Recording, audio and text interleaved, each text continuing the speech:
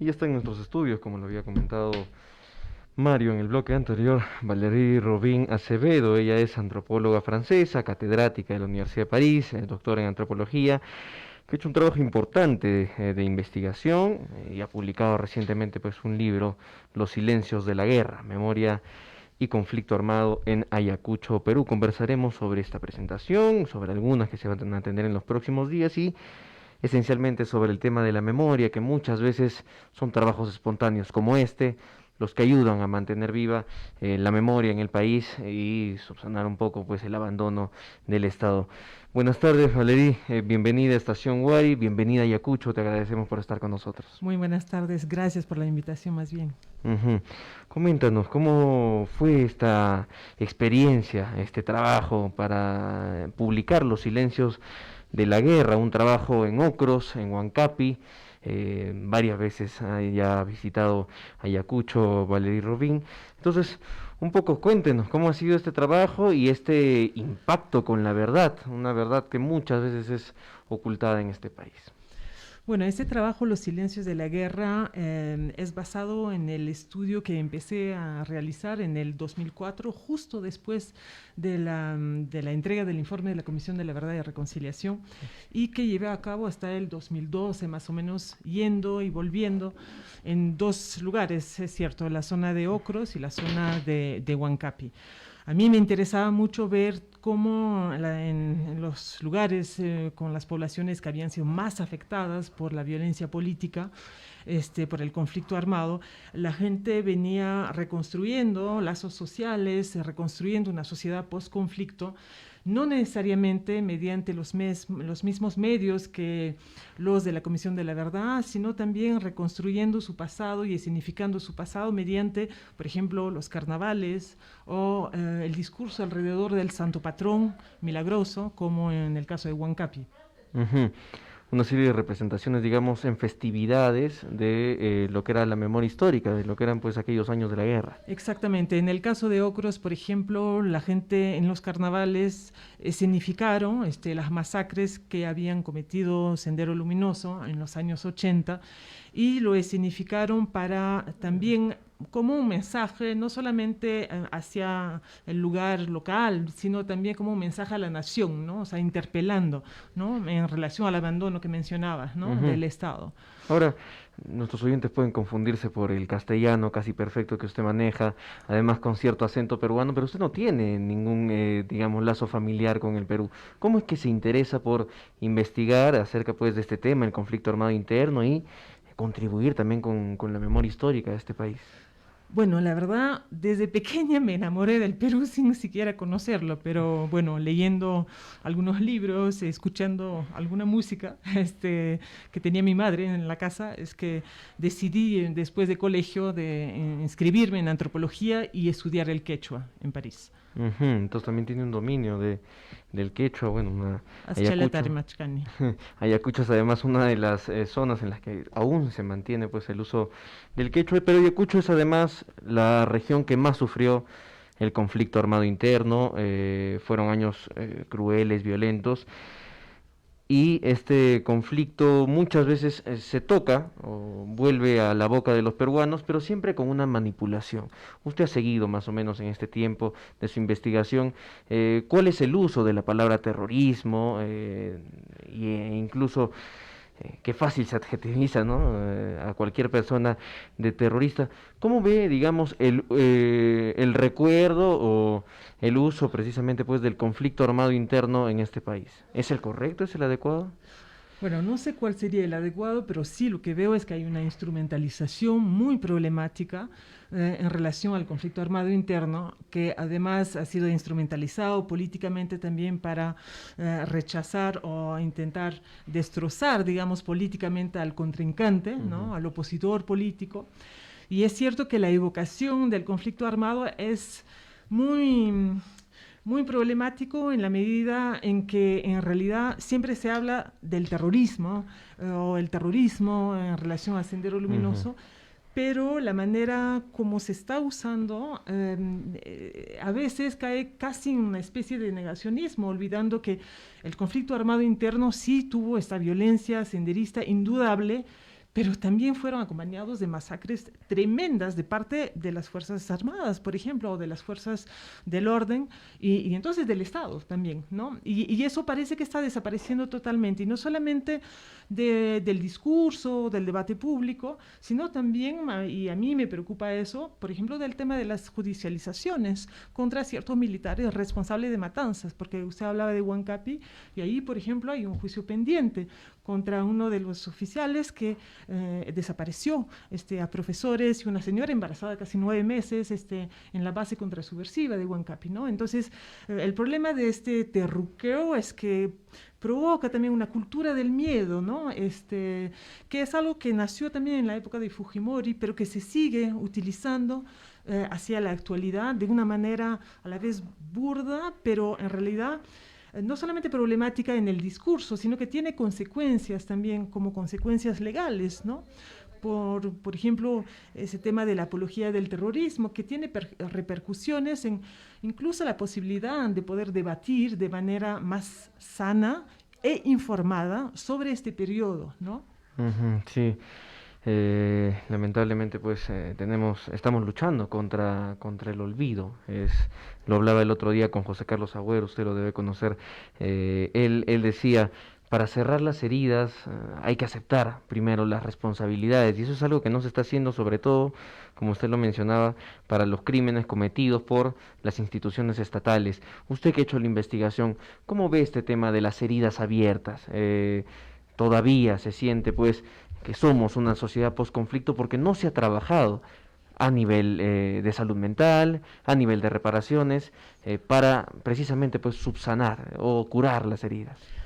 A nivel del tema justamente del posconflicto y de las reparaciones, vemos como el Estado está tomando ese tema mediante la cuestión de las reparaciones simbólicas, especialmente en relación al tema, por ejemplo, de la búsqueda de los desaparecidos, de las exhumaciones de fosas, y es parte justamente del libro que presentaremos mañana, Retorno de Cuerpos, Recorrido de Almas, en el cual entonces ahí el Estado está intentando, ¿no? Acompañar justamente a los familiares, a la vez con esta idea de poder devolver los cuerpos a los familiares, o cuando no se puede, por lo menos mínimamente entregar una respuesta, ¿no?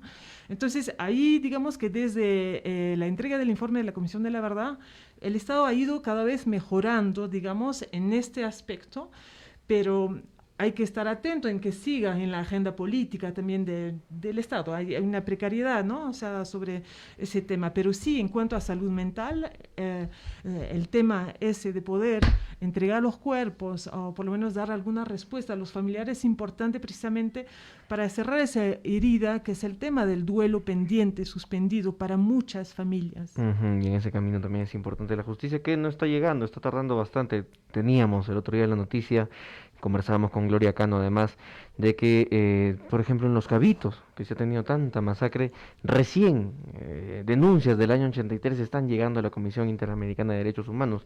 ¿Cuánta gente, han pasado 20 años, ha fallecido sin encontrar justicia? En el caso muy conocido de Mamá Angélica, de Anfasep, que se fue buscando a su hijo y nunca pudo tener ningún rastro, más que un papelito en el que, bueno, una nota cuando todavía estaba pues detenido Arquímedes, el hijo de Mamá Angélica. Usted se ha anticipado, se van a tener un par de presentaciones en los próximos días en Tenería Ñahui, Retorno de Cuerpos, Recorrido de Almas y La Violencia que no cesa. Coméntenos un poco, haga la invitación, además aproveche para hacer la invitación a nuestros oyentes, pero coméntenos un poco de qué van estos textos.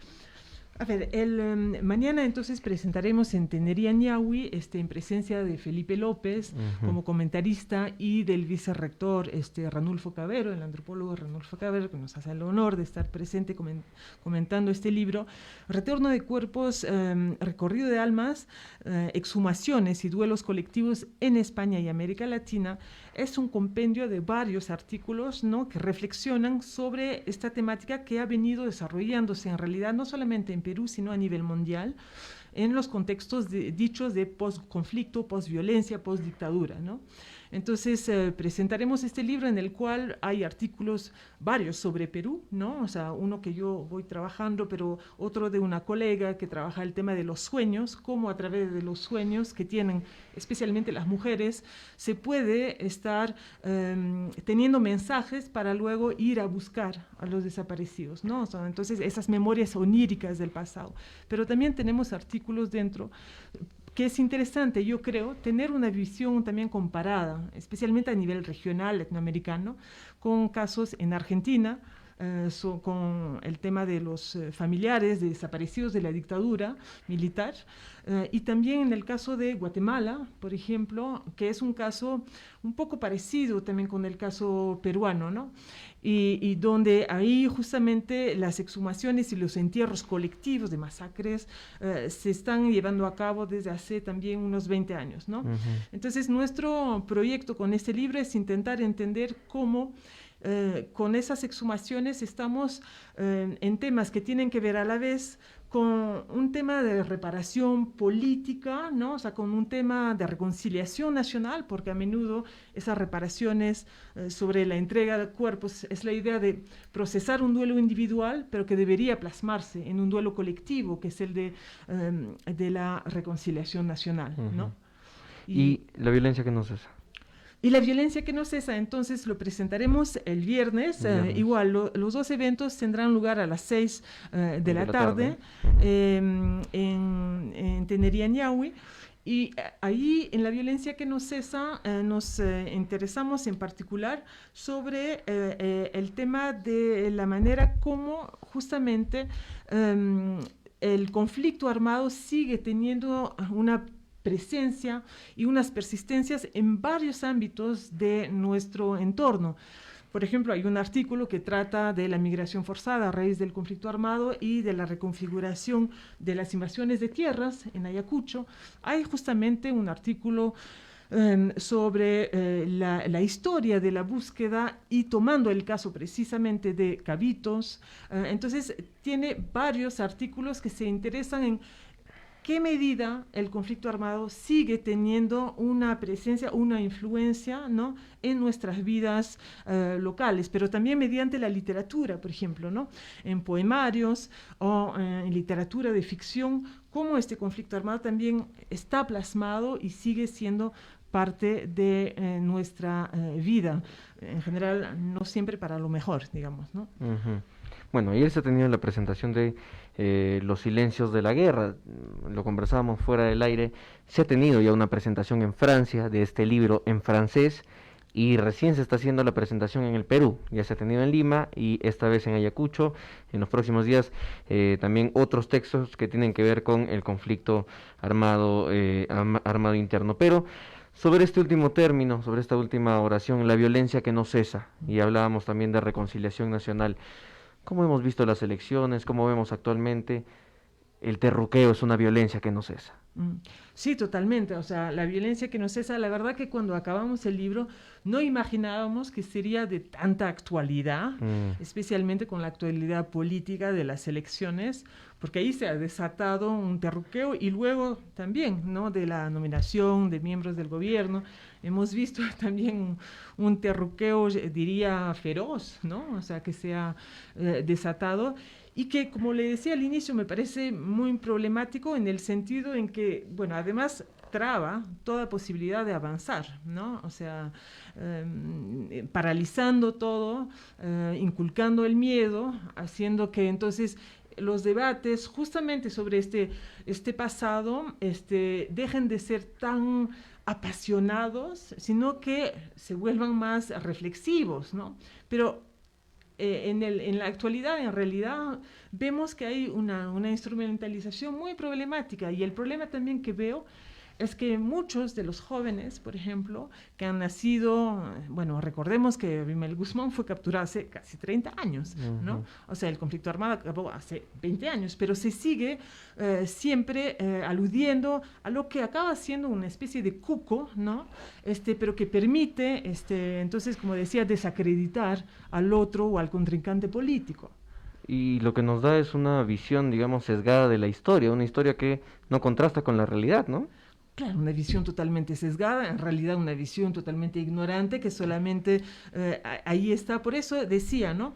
El terruqueo se inscribe totalmente en lo que algunos llamaron la cultura del miedo, ¿no? O Ujú. sea, y entonces el problema justamente para, por ejemplo, los jóvenes que tienen menos de 30 años, que no han vivido este periodo, es que en realidad provoca un susto, pero que es algo, una sensación casi abstracta, porque es un miedo sin siquiera Conocerlo. entender qué ha pasado, ¿no? Y sobre todo el peligro que siempre es anunciado de que va a regresar el terrorismo.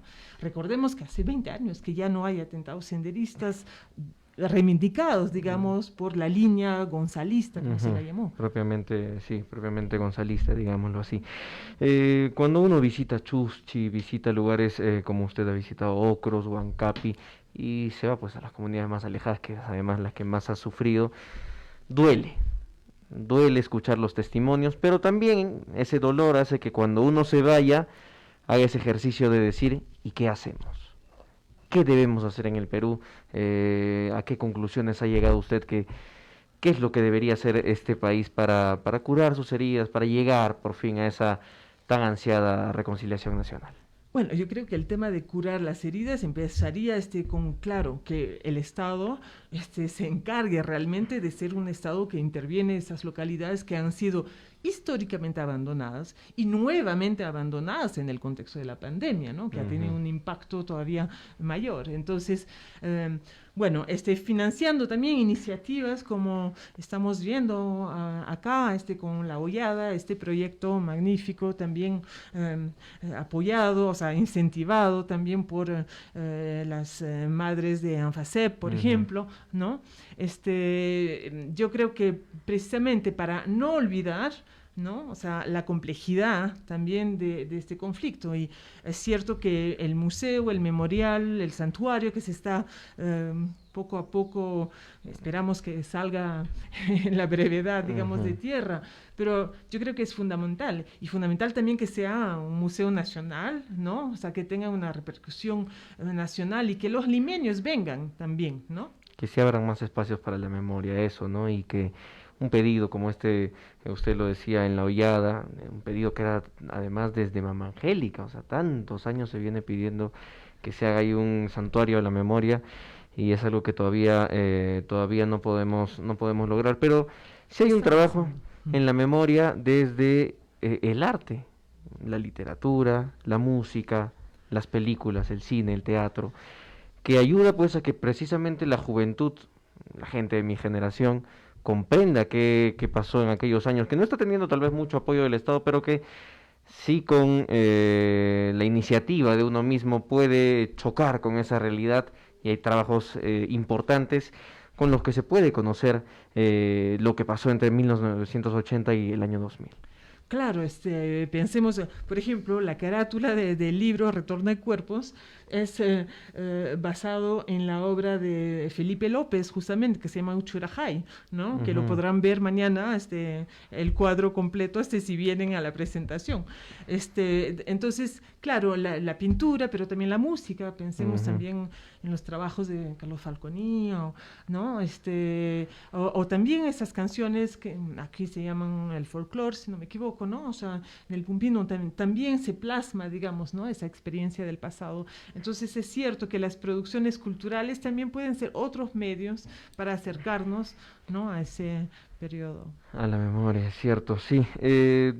Lo que también sería importante tener para cerrar estas heridas, creo que es espacios de diálogo, de discusión y muchos temas. Hay muchos temas para discutir. Por ejemplo, uno del que se habla, me parece muy poco, es de la reinserción a la sociedad de las personas, pues, que eligieron en algún momento integrar Sendero Luminoso, que tal vez están arrepentidas, bueno, seguramente muchas lo están, pero que salen de la cárcel, ¿no? Van a salir pronto a cumplir sus penas, muchos ya han salido seguramente, y se chocan con este concepto, pues, nuevamente de una anulación, digamos, de la persona sola. No fue algo simple, ¿no? Pero también hay que entender que a Sendero Luminoso lo integraron a distintas responsabilidades. No vamos a hablar, lógicamente, pues de Abimael Guzmán, que fue un genocida que no merecía tal vez una reinserción a la sociedad, pero tal vez algún simpatizante que no tomó las armas, pero que simpatizó en algún momento, también corre con este riesgo de que si en algún momento lo vimos con Iber Maraví, que tuvo un suegro que fue senderista, él nunca lo conoció, pero que si en algún momento, por ejemplo, es designado en algún cargo alto, es rápidamente tachado. Como usted tuvo relación alguna con Sendero Luminoso, más allá de que haya cumplido una condena o de que no haya tenido una relación directa, usted es la chusma de la sociedad. Ese término le puso José Carlos Agüero. ¿Cómo, digamos, tratar este tema? Claro, bueno, eso es algo que es, me parece también un problema propiamente peruano, porque en otras sociedades, en otros países como en Colombia, se ha intentado insertar, por ejemplo, los antiguos, en el caso de la guerrilla de las FARC, por ejemplo, ¿no? A la sociedad mediante los acuerdos de paz, por ejemplo, que hubo, ¿no? Entonces, pero es cierto que en el caso peruano ese tema es como si pareciera imposible reincorporar efectivamente gente que ha podido pertenecer en algún momento de su historia a Sendero. Y eso yo lo he calificado de un fenómeno de desperuanización, digamos, de los senderistas, precisamente cuando analicé lo que pasó con lo que llamaron el mausoleo terrorista de Comas, ¿no? Y entonces lo que usted subraya es muy justo, es decir, que, bueno, una vez que normalmente cuando uno cumple una condena, por ejemplo, gente que cumple 30 años, porque ha pasado 25 años de condena, pues supuestamente si han cumplido, pues deberían reinsertarse en la sociedad. Pero es cierto que aquí hemos visto, por ejemplo, la manera como, más allá de cumplir con su condena, una vez que salían, no podían, por ejemplo, entrar en algunos puestos, en las instituciones públicas, están prohibidos, etcétera, ¿no? Entonces, se los condena como una especie de muerte social, ¿no?